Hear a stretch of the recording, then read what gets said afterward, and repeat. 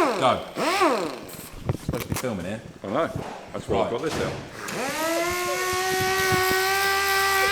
Nice. Lads, we have a Mk4 Golf behind us and you've just ripped the engine out of it. Why? What's going on? We've got a customer, had an AAZ 1.9 AAZ engine in his. That's gone bang.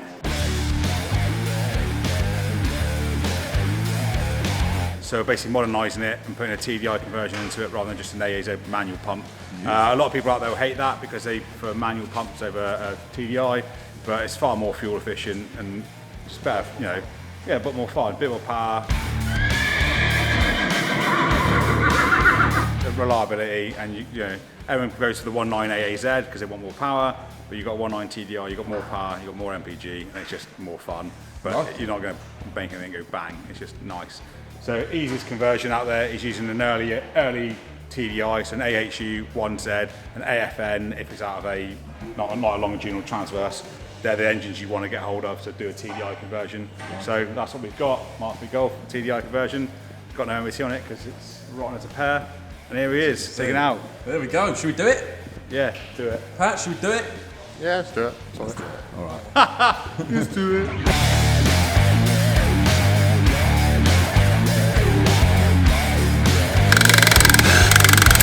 Hello. Bad angle. Real bad angle. He don't have a good angle, what are you on about? Mr. Patch, what are you doing, my friend? I'm undoing the last bolt that holds in the gear selector. The gear selector. Do we need the gear selector for the conversion? No, not for this conversion, but for another one down the line that is top secret information currently. You're not Tom Holland, you're not going to give away all the spoilers. Damn it. So what's the next step? We're going to grab the lube now, are we? Yeah, so once this is out, the rest of the lume's going out. That's again for another secret potential thing down the line. Lube.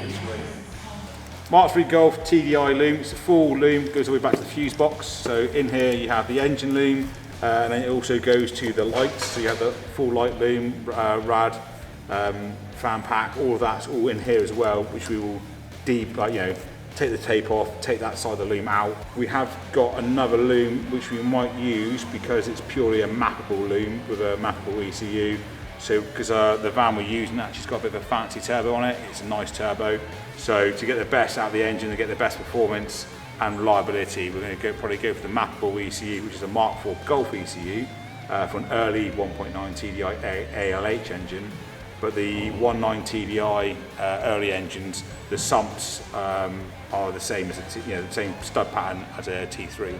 So that'll bolt on. Your engine mount will bolt on. So basically, you can do a factory fit TDI in your T3, where the ALH is the sump's different. You can't bolt that on. So next stage is got the loom. This one's all done. Going to kick this one out and bring in Lewis's van. Start stripping that one down. Engine on the pallet, ready to strip that down. Patch is going to take the head off, get it all done. Let's do it.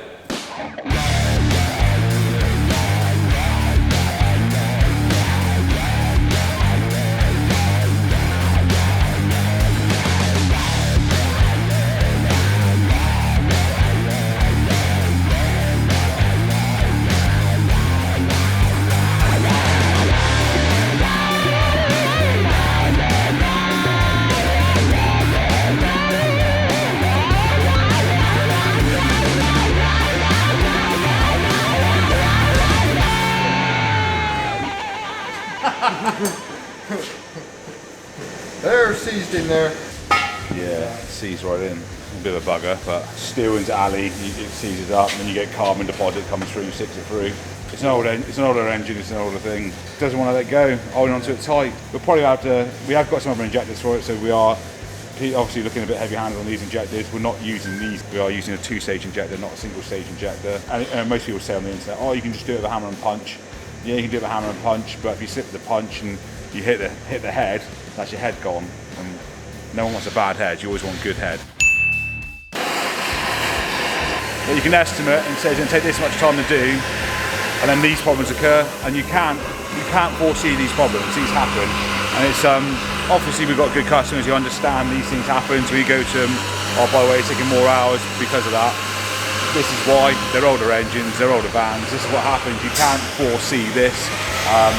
people that get mad and angry, you can't really get mad and angry. You can get mad and angry about what the noise is, but it means we're busy. It's good.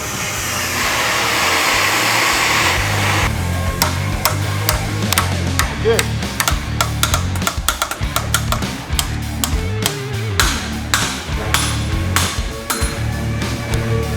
Yeah, let's get into that stage now where you sort of kind of call time on it and go, yeah, it's an unsuccessful adventure.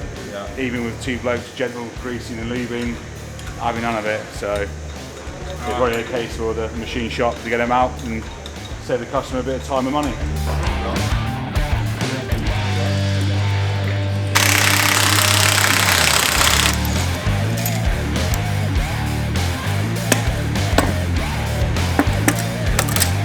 There we go. One cylinder head removed. Nice. All right, right, send her off. Yeah.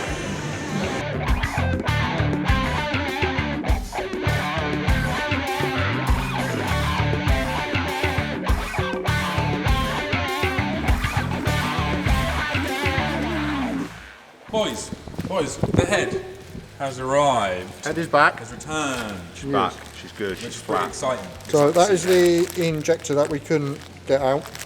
And yeah, not in 1,000,010 years will we ever going to get that out. See what's rusted and pitted, that sees right into the head. So they would have basically, to get that out, they'd have put a pneumatic sort of hammer or puller on the top end there. Like what we're doing when we were sliding it, hitting it really hard, they'd have put a pneumatic on, so it's gone, job done. Job done. So what's the plan, mate? It's already been had a quick clean, made sure there's no gremlins or fine particles from the machine shop still inside. Bottom of it has also been cleaned, and I won't move it too much, but that's also been all nicely all cleaned up. The surface of the block has also been prepped and ready to go. So now we are literally head gasket out, goes on, cylinder head goes on, and then torque everything up and then reassemble the rest of the engine. Let's go.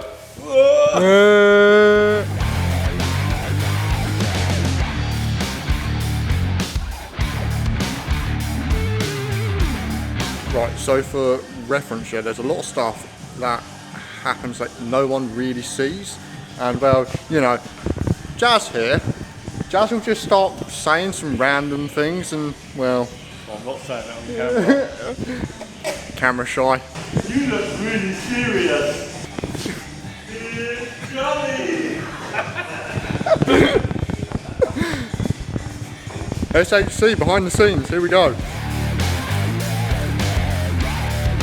What's going on in the gearbox then, Shawnee? Removing this input shaft and putting in the TDI input shaft that we got from Brickworks. So it will basically allow us to use the dual mass flywheels. It basically changes that to a 28 spline. So rather than that spline, changes it to 28. And it's a bit of a thicker shaft. So everyone likes a bit more girth to their shaft. Whoa, that tiger. Then it allows you. Thing is though, that actual, if you look down there, there's a spline collar there. Don't know if you can see it that well. So that spline shaft, basically that goes over between the gearbox input and the input shaft that you have there. When you move that spline up, it goes past a split point, and you're able to basically unwind that. It's like, I think it's an M6 or an M8 actual threaded section between the two shafts. So you effectively unscrew that shaft, screw on the new shaft, slide your spline collar over, and then slide the circlip over, which basically retains it in place. All good fun and games.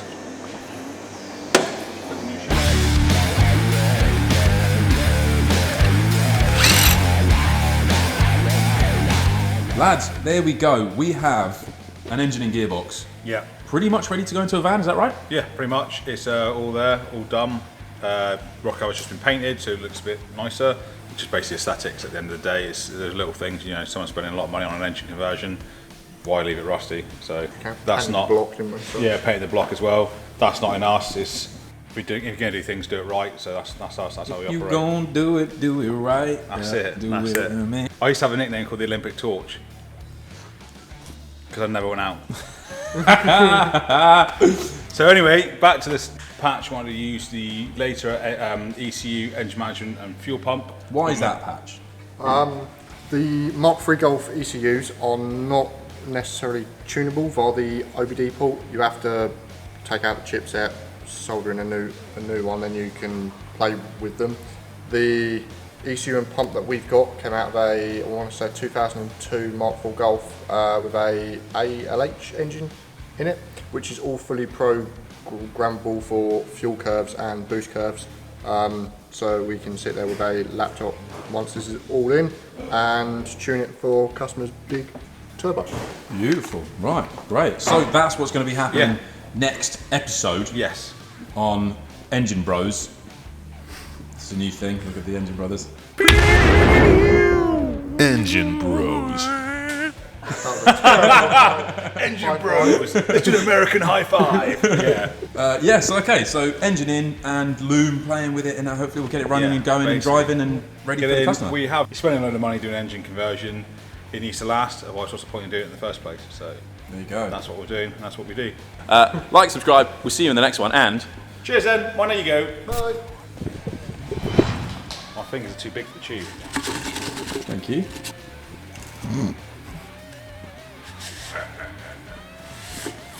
Like a baby bird.